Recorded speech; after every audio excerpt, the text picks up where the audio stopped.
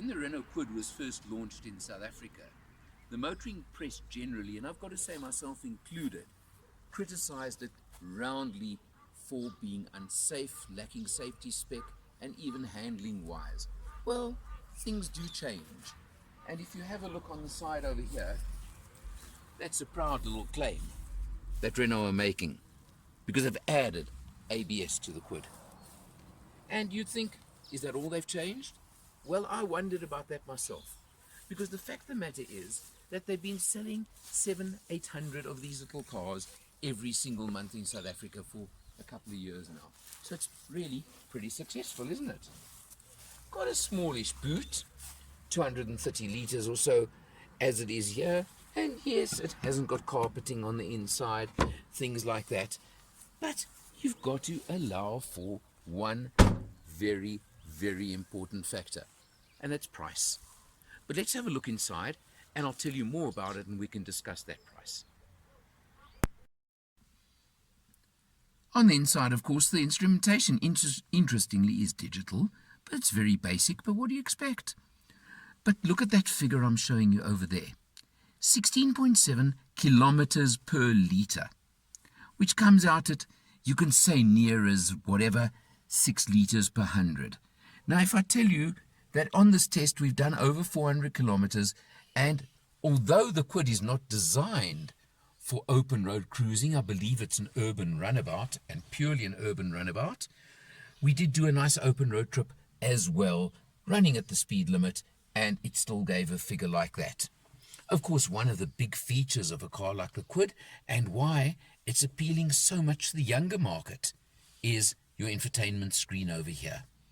As standard, on the luxury model, you get this included in the price, and I think that's a very, very important factor.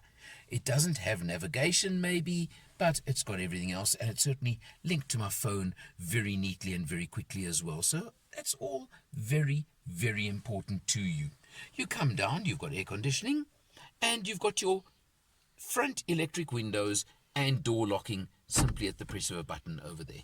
Again, I don't think one needs much more than that, and I think it's more than adequate for this little car. 5-speed manual gearbox, as light as can be, as easy to operate as can be, and really an absolute pleasure to drive in traffic. Doesn't matter where, what, or what circumstances. This is an urban runabout. You've got your USB down below over there as well, which, let me tell you, is easier to access than on some cars. Again, a good feature as far as I'm concerned. The front seats, that you can see over here, have got the built-in headrests, which you've got over there, and you've got multicolored cloth just to make it look pretty bright and funky, and a decent bit of space in the back seat. It certainly isn't bad. But now, one of the other things about the original Kwid when I first tested it, and one of the things it does have, and you've got to allow for, is very little wheels and tires.